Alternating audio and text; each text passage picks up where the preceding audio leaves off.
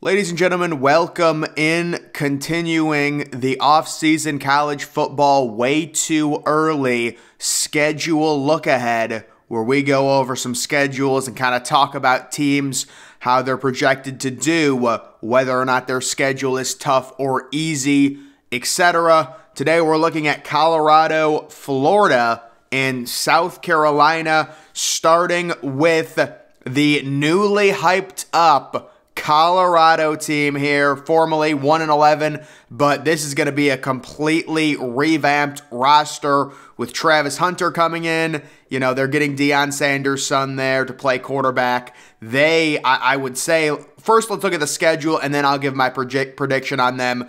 So they've got a fun opening non-conference game at TCU. Of course, TCU did make the national championship, but they lose a lot.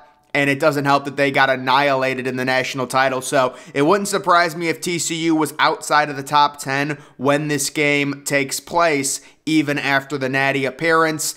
You've got Nebraska at home. If you're Colorado, that is a very winnable game. They've got a great home atmosphere. I'm sure the crowd's going to be really energized for that one versus Nebraska, and there also will be a lot of Nebraska fans, I'm sure, traveling in. Colorado State at home, there's your first free win. You know, in terms of those first three non-conference games, I would say you're looking at hopefully going 2-1.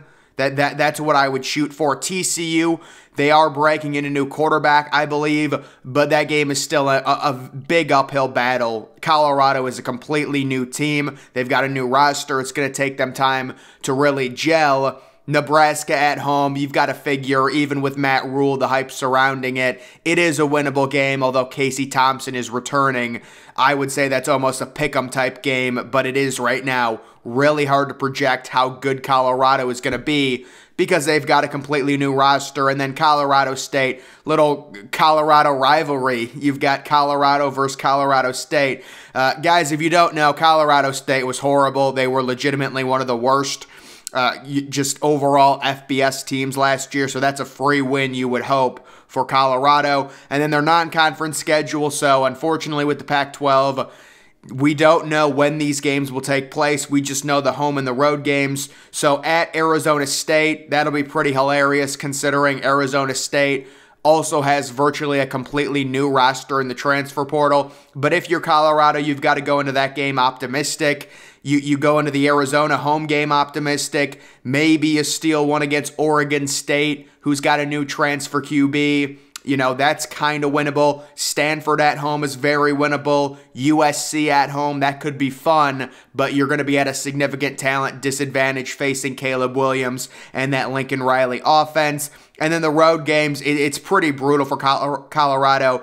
At Oregon, at UCLA, although they're breaking in a new quarterback, at Utah, and at Washington State. You're probably going to be an underdog, I would, pretty easily guess, in all of those four road games. But if you're Colorado, you're trying, to at least improve by 5 wins maybe, make a bowl game. Again, this is a team that was 1-11 last year, but with this day and age with the transfer portal, it's just a brand new roster. Maybe just trying to find 6 wins. Colorado State seems like a free win. You beat Arizona State, Arizona, that's 3 wins. Maybe you're going to win against Oregon State at home, that's 4. Beat Stanford, that's 5. And then you'd have to maybe try and steal one at UCLA or Washington to reach the 6 wins. But also you could beat Nebraska at home, certainly. That's no guarantee Nebraska wins that game. They've been bad, but you would figure Nebraska would have the experience factor. That's just the second game of the season after the TCU game. So that's Colorado's schedule there. Moving on to Florida.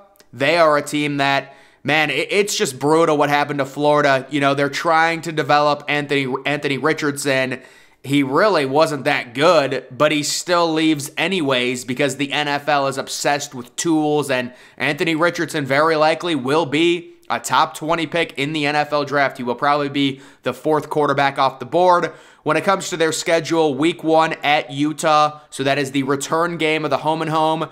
Florida beat Utah. when Cam Rising threw that late interception in Gainesville, now Utah is trying to return the favor. Obviously, an extremely hard game for Florida week 1 on the road against a good program. McNeese at home, that's a free win. Tennessee at home, that's rough. So 2 out of your first 3 games, you're probably going to be underdogs. Charlotte at home, there's another, hopefully for them, free win. At Kentucky is tough. That's not going to be easy with Devin Leary and Kentucky's ability to recruit and really coach. Vanderbilt at home, there's another free win.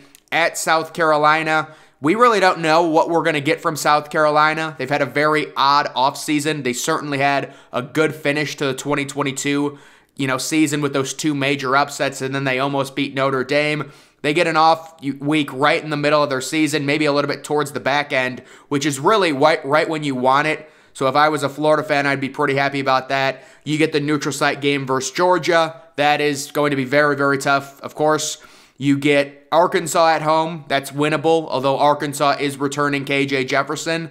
At LSU, that's rough. We all, a lot of people are expecting LSU to be a top 10 team next year. At Missouri is certainly winnable. And then Florida State at home. That's another very tough game. That's the rivalry game, Florida versus Florida State. That is always, at the end of the year. I think they played that game on Black Friday this past year, but it looks like it's being moved back to the final Saturday of the college football regular season for 2023. So just looking at this schedule, I would say the Utah game is an uphill battle. Tennessee's going to be tough. At Kentucky's tough. At South Carolina, could go either way, but South Carolina returns Spencer Rattler versus Georgia. Pretty much a guaranteed loss. Arkansas at home's either way. At LSU is an uphill battle. This is a rough schedule because you get 2 non-conference games at Utah and versus FSU, and you're at LSU and have a neutral site game with Georgia. And also a home game with Tennessee. This is a rough schedule for Florida. The only good thing is I guess you dodge Alabama. You don't face them from the West, but very tough schedule for a team that's really in flux. It would have been great for them if they returned Anthony Richardson and he continued to mature as a passer, but unfortunately he's going off to the NFL and they will have to replace him. We'll see what happens there. And then finally, we do have South Carolina, who begins their season with a neutral site game. We all love neutral site week 1 games, don't we? It is the Carolina Panthers home stadium there. That's where this game will be played against North Carolina. Probably a night game. That's normally how they do it with that. But that game should be really odd because South Carolina, for as great of news that they got with Spencer Rattler, they lost a ton in the portal, which kind of surprises me. It seemed like South Carolina had a lot of hype, within their program after beating both Tennessee and Clemson to end the season, but they did lose a decent amount. They lost an elite tight end. They lost a former 5-star defensive lineman. A lot of NIL stuff, I realize that, but it is a tough break for them. So the North Carolina game, North Carolina really has no one outside of Drake May. They have a terrible defense, and they really haven't recruited well enough or gotten anyone in the portal to change it. So South Carolina, I would be optimistic to beat North Carolina week 1. Furman week 2, the FCS team, that's a free win. At Georgia, that's miserable week 3. Mississippi State at home is winnable, but, it's probably 50-50 with Mississippi State returning Will Rogers. At Tennessee is brutal. So these are not easy games. They get an early off week. October 7th is their bye. I don't think that's... They don't call it a bye in college football. They call it off or something. I don't know. Then coming right off of that, they're rested. Florida at home, that's winnable. At Missouri, that's winnable. At A&M, right now I would say it's winnable, but A&M is a really hard team to gauge because they do have the talent to turn into an elite team at any time. But what we've seen recently from A&M, you can go into Kyle Field and win games. Jacksonville State, they get a random freebie towards the end of the season, although Jacksonville State, I believe, is moving to FBS, so this is not going to be an FCS game. Jacksonville State will be on the FBS level next year. Vanderbilt at home, that's a free win. Wait, so that's a pretty nice setup there. Their last 4 games are all at home. You rarely get that. Jacksonville State, Vanderbilt, free win. Kentucky's going to be decent, but that's winnable at home. And then Clemson, the rivalry game, South Carolina v. Clemson. I'm sure Clemson will be looking for revenge, but it is at home. So South Carolina, Spencer Rattler coming back. They're trying to build some hype within that program. We will see if they're able to do it. Just the schedule is very strange. It's brutal with Georgia, on the road, and Tennessee on the road 2 out of 3 weeks, but it softens up significantly after the bye week, and that's when, if South Carolina can somehow enter the bye with 1 loss, it seems impossible because you got road games at Georgia and at Tennessee, so that seems impossible. But even just 2 losses, if you're 3-2, you beat North Carolina, you beat Mississippi State, you beat Florida, now you're 4-2, at Missouri is winnable, you're 5-2, at A&M, I would say, is winnable, and then you get 4 straight home games. So this is a manageable schedule.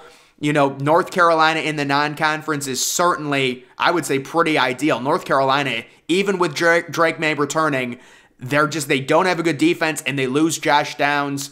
I have a lot of questions about North Carolina, and then I am going to start doing this where I include just one kind of non-Power 5 team. This is Air Force, and guys, I was very high on Air Force this past season.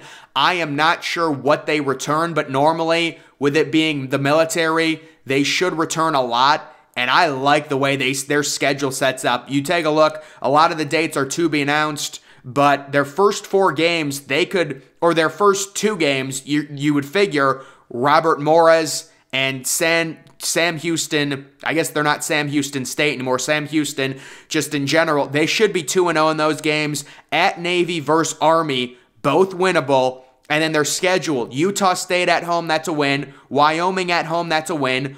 At Boise State, that's rough.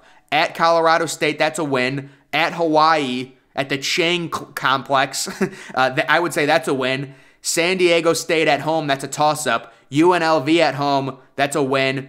At San Jose State, that's probably a toss-up. I think Air Force could win 10 games. I think they could go 10-2 looking at the schedule, and it would really be great to see them do something like that and actually pull it off. But guys, when it comes to the 3 teams we're featuring today, Colorado, Florida, and South Carolina, it's very obvious that Florida has the toughest schedule by far. Colorado, they've got a relatively easy home slate. Arizona, Oregon State, Stanford, Colorado State, Nebraska. You have the big home game with USC. There are wins to be had for Colorado. We'll see how much they improve. But guys, that's going to do it for this video. Make sure you follow me on Twitter. Link to that's always in the description.